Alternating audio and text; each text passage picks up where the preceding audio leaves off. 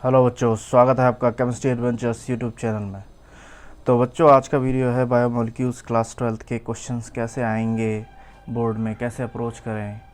और देखिए बच्चों, जो ये मैं क्वेश्चन लाया हूँ 20 क्वेश्चन है। इसके बाद एक और सीरीज़ लाऊंगा बायोमोलिक्यूल के क्वेश्चन की 20 क्वेश्चन, टोटल 40 क्वेश्चन।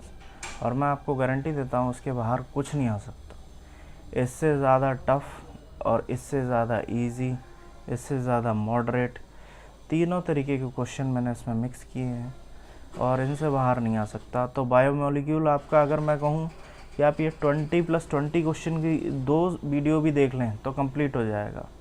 और बेटा ज़्यादा से ज़्यादा बच्चों के साथ शेयर कीजिए। पहला क्वेश्चन है, साइटोसिन का स्ट्रक्चर क्या होगा।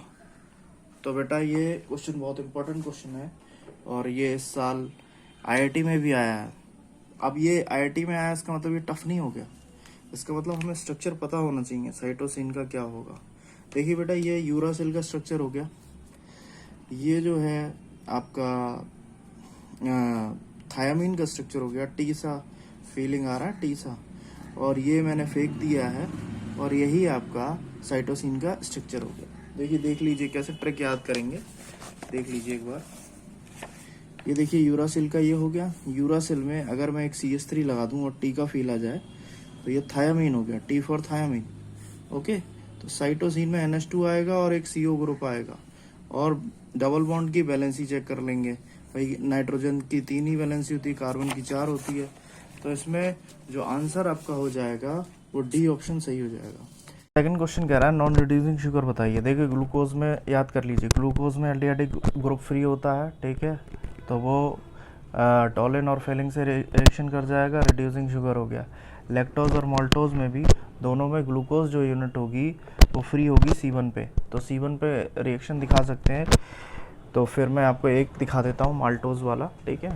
देखिए ये वाली जो ये है ये फ्री है, ठीक, थोड़ा सा ब्लर हो गया ये वाली। तो ये जो रिएक्शन कर जाएगा, इसी वजह से ये नहीं होगा। तो सुक्रोज बचा। सुक्रोज अब बना होता है ग्लूकोज और फ्रक्टोज से।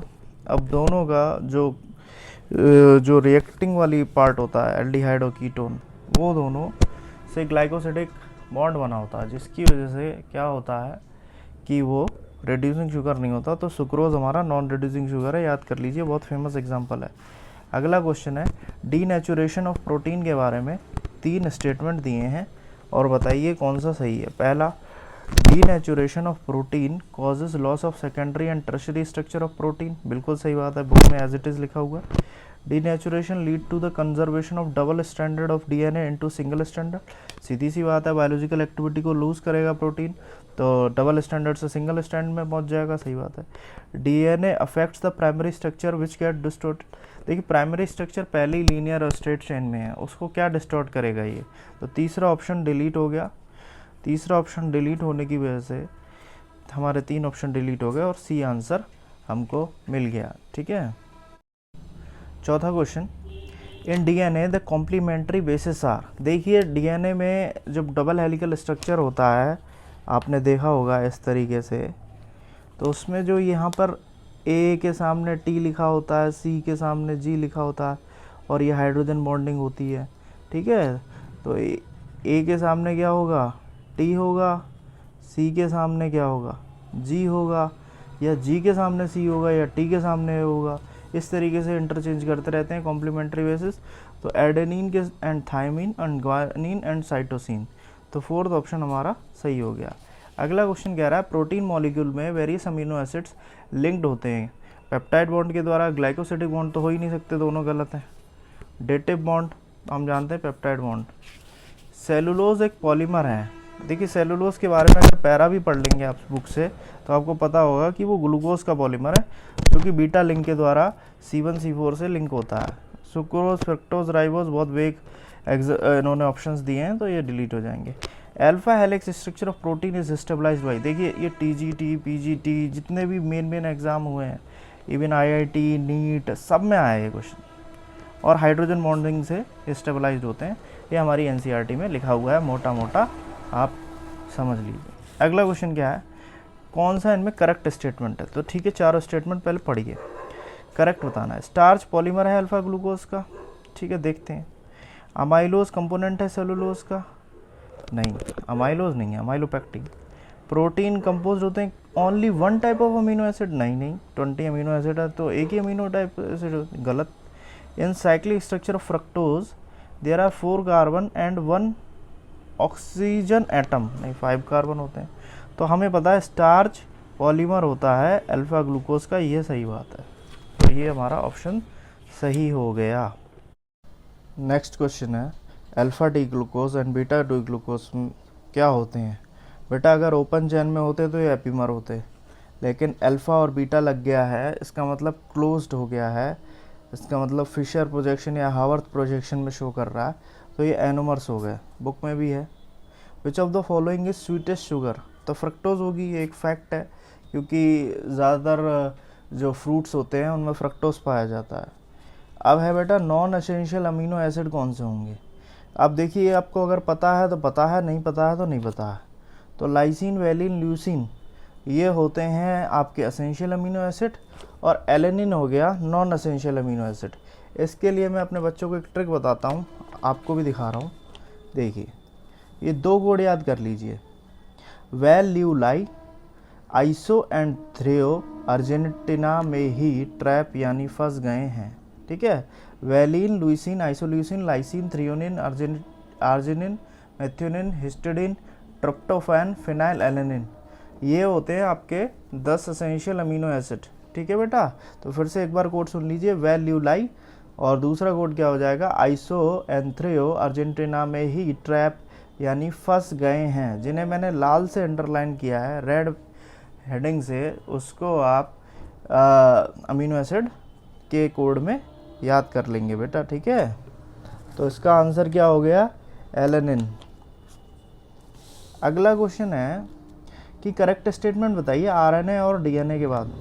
अब आपको पता है आरएनए और डीएनए में राइबोस शुगर यूज़ होती है, या तो ऑक्सीराइबोस या डीऑक्सीराइबोस, ठीक है। तो पहला है the sugar component in RNA is arabinose, तो ये तो बेटा कट गया। दूसरा the sugar components in RNA 2-deoxyriboz and in DNA arabinose, arabinose फिर आ गया, इसी से काट दीजिए।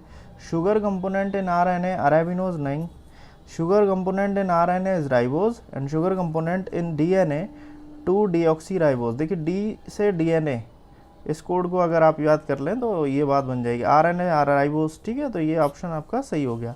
अगला क्वेश्चन है कि कौन इनमें बेसिस के रूप में यूज़ नहीं होता डीएनए में? बेटा क्विनोलिन, एडेनिन, थाइमिन, साइटोसिन।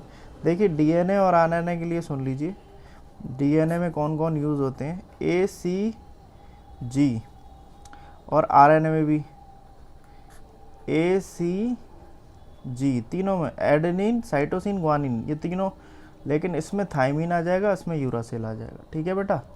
तो इसमें क्विनोलिन जो है आपका सही आंसर हो गया, क्योंकि ये प्रेजेंट नहीं होता। अगला क्वेश्चन है टॉलन टेस्ट कौन पॉजिटिव दिखाएगा?